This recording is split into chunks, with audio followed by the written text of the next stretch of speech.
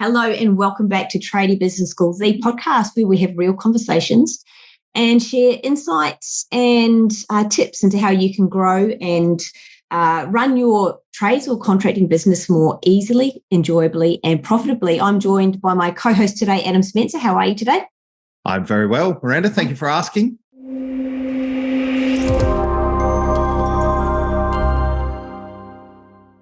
Today, we're going to be talking about how to build an A-player team. Hiring right now for everybody seems to be the thing that we're talking about. It seems to be really, really hard. And yet so many tradies are leaving it until they're desperate or until the last minute. Yeah. And get this right and hiring becomes a whole lot easier. So today we're going to have a chat about several of the ways that you can make your hiring a little bit easier. Adam, what are some of the downsides? Like if you don't get this stuff right, what happens? We had a quick chat about this being such a problem with the clients that we're talking to because they've all got this story at the moment that nobody wants to work. You know, the amount of times I've heard that, like if we had $1 for that, we wouldn't need to coach anymore because we'd be rich. But I think the thing with getting your team wrong is that it keeps you stuck on the tools. You know, you really end up being the person that has to do all the doings because there's nobody to do it. So if you can't hire anybody, then you're definitely stuck on the tools. But even if you can, getting the wrong hires keeps you stuck on the tools with a liability, you know, somebody that you've got to pay and constantly keep your eye on. So the importance of getting those team members right, those A players right, is so critical to be able to scale and grow your business. And you don't have to scale to $1 gazillion to get off of the tools, but we talk so many times about ending up in that freedom that everybody chases. And the only way there is by leveraging other people's time, you know? So I think for me, that's probably the biggest thing, that if you don't get it wrong, you're staying on the tools. But I mean, I would love to hear your take on it. Absolutely. I mean, you hit the nail on the head, Adam, is you get this wrong and you can't hire, or you hire a dud. Yeah. The duds. Oh, yeah, hire the dud, yes. And so, you know, we talk about A players. The duds would be the B and the C players. And I think the C players, the C player, the hires, the ones we think, you know, you've got a heartbeat, you'll do. At the moment is that's all you're getting is someone with some arms and legs and often not a brain. Or someone that's a seat warmer. Yeah, seat warmer. They're just not vested in what you're doing, and they end up costing you more. What they also do is they will affect the culture of your business. So you'll have a higher turnover of staff. Yeah. Because, you know, I heard the story recently is you got a whole bunch of people in a canoe and they're all paddling in one direction, and you got one person paddling in the opposite direction. You know, who's going to want to get out of the canoe first? All the ones that are trying to paddle in the right direction, doing the right thing, or the one that's, you know, pissing everyone else off, paddling in the wrong direction. Well, it's your good ones, right? They're going to want to leave first.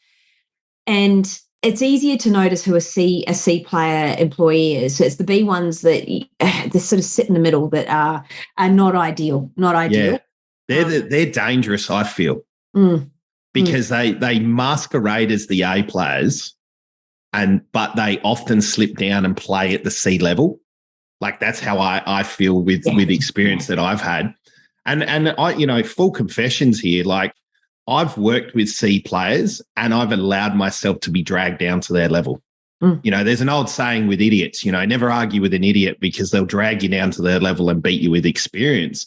I think it's the same for those C grade players. When you have them in your business, they drag your business down to that level. You know, and the A grade players, they get sick of trying to drag people up to their level. They just operate at that level naturally. But as soon as you put a C grade in there, it's like a ball and chain. Absolutely. And you think about it, so many clients are here. It's like, I thought I wanted to grow my business, and this people stuff is just so hard. Yeah.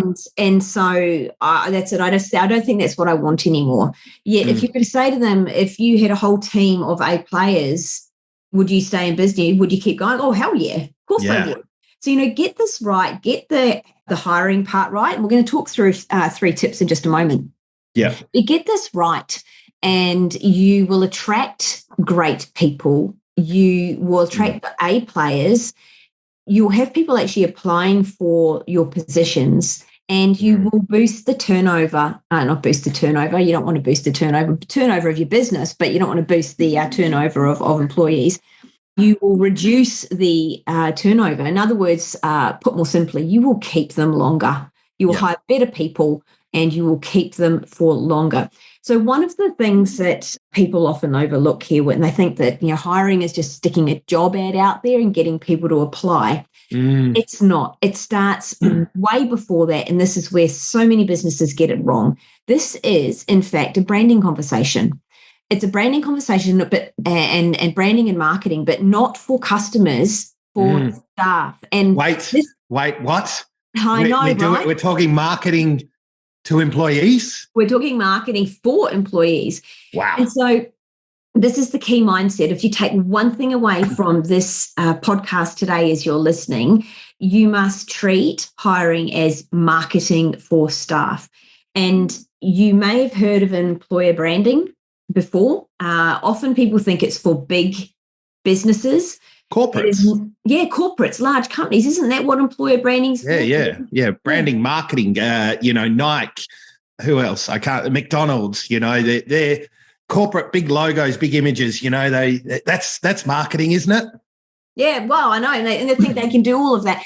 Small businesses, it applies to just as much. There's an old proverb that says, if you think you're too small to make a difference, then you haven't spent the night with a mosquito. Very good. Yes. This is about taking your small and medium-sized business and thinking about how can you position yourself in the market as an employer of choice.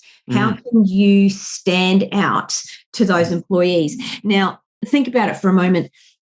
Anyone that is an A player is not cruising around out there unemployed right now. But nobody wants to work, Miranda. They're all just sitting around playing Xbox and drinking beers. Yeah, well, the C players and the duds maybe. So why the A players? Like, how do I get an A player if they're all employed? Good question. One, you've got to attract them. Now, at some point, they may decide they want to look for another opportunity. At some point. Or something might pique their interest. They might just look and wonder what else is out there. They might have a bad day and go, okay, you know what? Enough's enough where I am. I would like something more. It's not just going to be about the money, though. So this is one of the myths I want you all to bust out of your brains is it's always about the money. Yeah, it's not always about the money, Adam. No. That's the one. Money is one part of the ingredients in the cake we're baking right now. Only one, exactly. Yes. Only one. It is not. Yes, an A player wants to be paid well. Yep. And I would say you need to be in the top 25% of employers being able to pay in terms of that. So, know your numbers, sort it out, and be able to pay well. And charge this on to your clients, and in terms of the way that you're pricing your job, so that you can pay for good people, so you can. Oh, geez, you've just opened up another Pandora's box. That's another. How do I charge more? Yeah, there's so many questions now, Miranda. Stop bringing more questions. That's another episode. That's another episode. So charging, getting your pricing, and we've talked about this in other episodes. And knowing your value, right? Mm-hmm. But with segue. You've got good people want to be paid competitively, but they also want to work for a business that treats their employees and their customers well. I think going back to your point about B and C grade employees, there's B and C grade employers. And that's where you find a lot of A grade players, right? Is that they're working for those B and C grade, and they're the ones that end up looking. Right. So I think it's like a double-edged sword. We want to turn ourselves into A-grade businesses where A players naturally want to work. And then obviously, how do we talk to those A-grade players so they know? Because obviously if they're working for the competition or whatever, people don't want to go down the poaching path. But at the end of the day, if you can provide a better option, you're naturally going to attract those people, I think. Oh, I beg to differ on the poaching path. People have got this thing about the word poaching. However, I think there can be ways that you can, and I would almost recommend approaching people for conversations. I was hoping you'd go there. Yeah, people go, oh, no, I don't want to poach. You say, well, those are your limiting beliefs, and that you think people, they probably have the same beliefs that sales is sleazy. So have conversations with people that you believe are great people. Now, you can do it respectfully, and you can do it. There are many ways that you can do it from a place of care. So that's another, I suppose, there's so many rabbit holes here. Yeah. Pandora's box. I know. Here we are. Let's stay with the employer branding train for now. We'll see how much time we've got at the end of this episode, where else we go.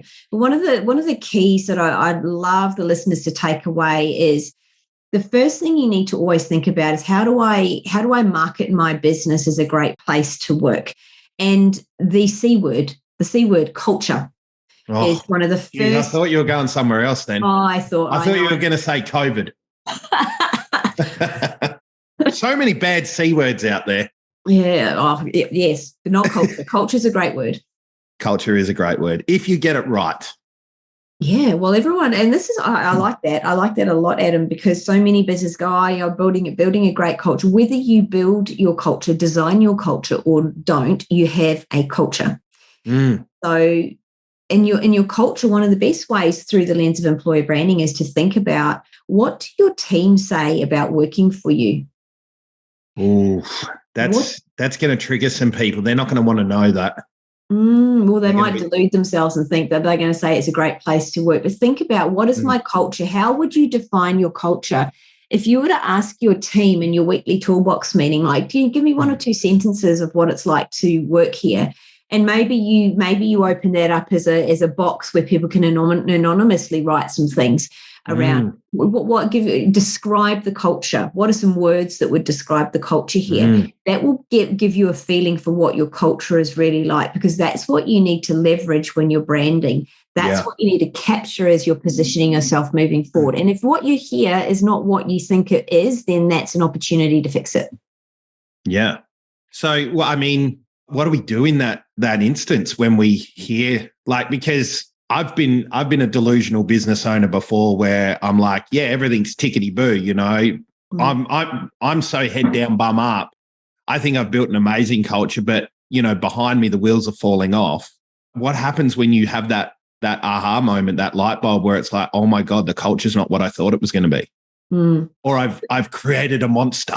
The first question I would ask is, do you have your vision, mission, and values in place? Many people will say, yeah, I've got them. So if I was to say to you, what is your vision and what are your values? And you have to go and look for a piece of paper, then you don't have vision, mission, and values alive in your business. Or if you haven't done them at all. So your values are the how, they're the behaviors, they're how you roll in your business. And that is your they become your culture. And they're connecting in with those and giving feedback on those, talking through those, celebrating and catching people in the moments that they live the values, as opposed to not. So why do you feel that that's important? I've got my own take on it, but I'd love yours. Why do I feel what's important? Why do you feel the vision, the mission, and the values is so important to the culture, to underpinning the culture? I think they are the culture. Yeah. My description of it is, it's basically the compass on how the business runs. It's the decision-making matrix, you know, that those vision, mission, and values really, you know, like when you've got a mission to do a thing and a shiny object shows up, you know, to go down a different path or a rabbit hole or whatever, you can quickly make a decision on whether that's a good thing to go, because does it take you towards the mission? Does it take you towards the big, hairy, audacious goal or whatever it may be? So for me, like when people are like, what are we doing this for? Why is this so important? I found that a few years ago, that when going through the process multiple times, it just allowed me to clarify my decision-making process. You know, it just made it very laser focused, if that makes sense. But you're right, it is the culture in essence, because it underpins everything in the business. So I'm certainly not disagreeing with you, Miranda. I'm just putting my own spice on top of it. Oh, absolutely. It's your vision is in fact your compass, and the mission is what you're going to do to hit. They keep you on course. Yeah. It's what you're going to do to get there. And for those of you that are wondering and want a little bit more about your vision, mission, and values, tune back into some of the early episodes. We've unpacked these in great detail back probably middle of the way last year. I don't have episode numbers, but if you go into the episodes, you'll find those. We've unpacked those in great detail. But the vision, mission, and values are the first place to start. Your values will help you to give you direction on the attitude, the way that you give feedback, what you celebrate in your business, those sorts of things. So there are so many aspects, just they become the culture. So when you've got, let's just make an assumption that your culture's okay, right? You're doing pretty well. And so you want to really think about what it's like to work there. The next step in here, so that's number one, is build a great culture. If you want to know how to do that, go back and listen to some other episodes. Number two, you've got to start marketing your culture. This is really important. Market your culture. You don't just market for customers, you market your culture. So you're going to do things like, staff testimonials. You're going to do showcasing of your team. Maybe you do an employee of the month. Maybe you take photos of your team on site. Happy team on job pics. Social media is not just about getting customers. You've got to mix it up. In fact, there was a stat like 68% of millennials will look at an employer's social media profile before they think about working for them. That sounds like another podcast there, Miranda. Yeah, I know. There's all sorts. I had a client the other day, and he said that he was called up and got work. So he got a new client because they'd looked on his social media, and that client, he said, "Oh, well, what did you see?" He goes, "Oh, your team looked happy." Wow. And so they signed up as a client because on social media, his team looked happy. Wow. And he's done a lot of work he's got his vision in place. He's got his mission in place. He's got his values. He talks to his values all of the time, has regular weekly team meetings, connects with them all of the time. There's a huge amount of work. And so now he's winning business, and he has a team where they're learning and growing and staying and playing. Wow. So did he have all that stuff in place before he started with us? No, he didn't. He's done that all with us. So little shameless plug there. If you're looking to, learn about this and have somebody help take you through the process, then, give us a call. In fact, vision, mission, and values. Those of you that have listened to one of the episode, who is Miranda, you'll hear me talk. One of the things in there, I was going to talk about vision, mission, and values. It is certainly something that I love working on with clients, connecting with them all of the time, getting them to connect in with their vision, mission, and values. I find it can be quite challenging for some clients to work out why they're doing what they're doing. I need some money. I'm doing it for money. So there's always another reason. But bringing those things to life, so you want engage others. For those of you that have a vision or an idea about why you're in business, and your purpose is so that you can earn some money, so you can have the life that you choose. Yes, absolutely. That's more of a personal vision. People going to join your business so that you can go and buy the nice car? No. So that you can go on the holiday? No. There's got to be something in it for others. So you've got to bring an others component into your business, so that people want to work for you. Really important. And then you market that, you bring that to life, and you will attract people. You've got to do this consistently. So it's not just stick a couple of ads up. So same as you might be doing your social media, to market for business and leads, you'll be also doing it interplay the two between. So start showing and showcasing your culture on social media and on your website.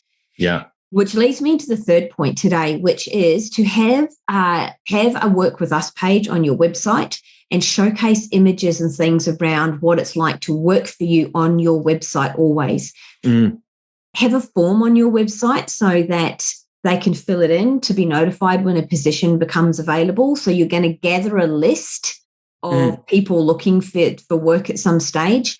Maybe that you can have phone calls with them to establish when something might come up, you can have an interview with them, like a pre-interview. You will put your jobs up there when you have vacancies coming out. You want to position yourself as an in-demand employer. I've heard people give advice to say run permanent ads all of the time. So when that A player decides that they want to look for a new job, that you are there with the job. I don't agree with that. And here's why I don't agree. I don't agree because I think the message it's sending is that you've got a job out there and you can never hire.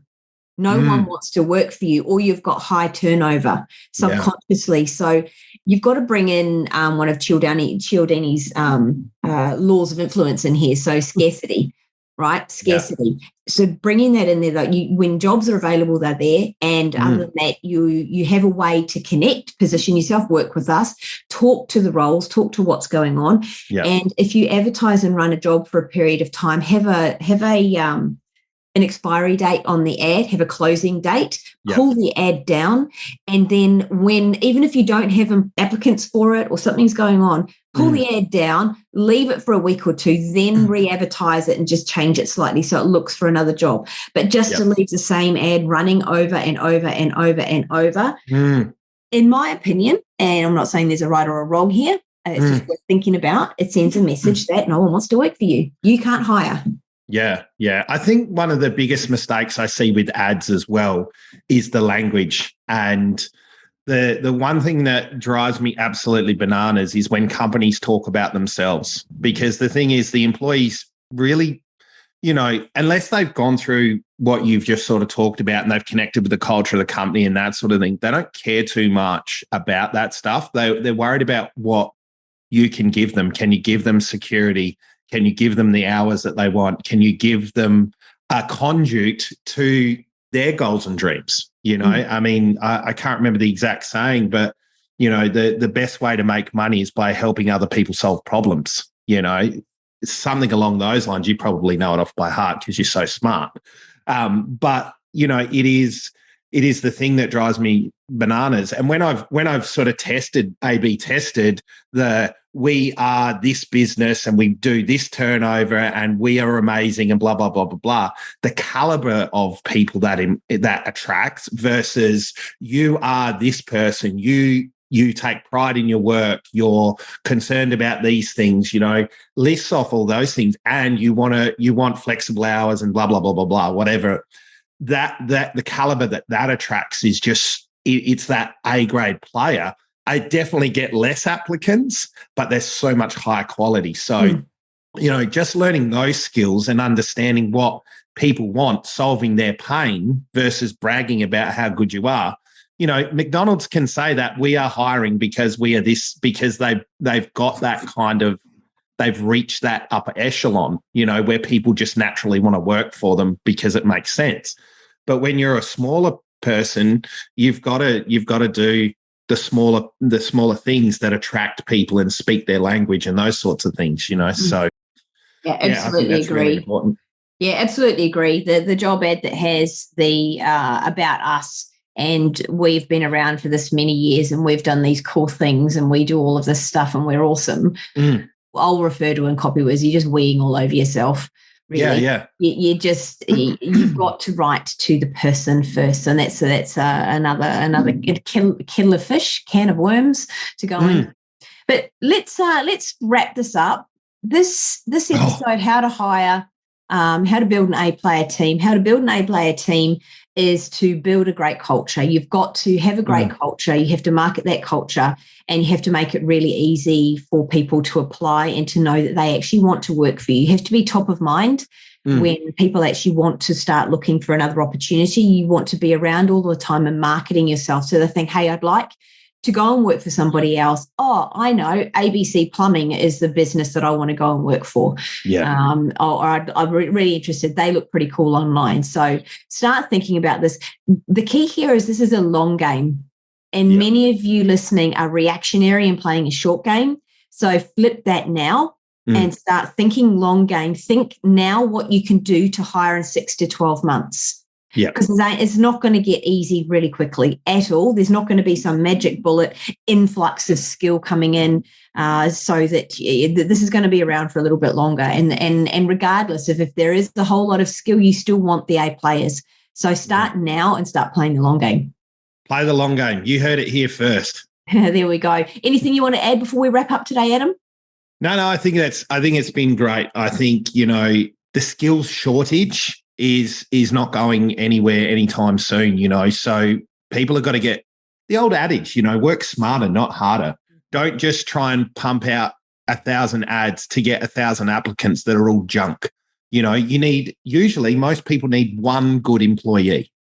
So if you get one applicant and they're amazing, then hey, congratulations. But yeah, you've really got to rebuild that strong culture from inside. So you're not just adding people to chaos either. People are coming in and they're part of something, because we've talked about client retention. I think employee retention is just important. The cost to retrain a new employee is phenomenal. It's like 50% of their wage in the first year or something like that, the statistic. But yeah, no, I think you've hit many nails on the head today. Yeah, I think get your culture right, people. If you need some help with that, don't be scared to reach out.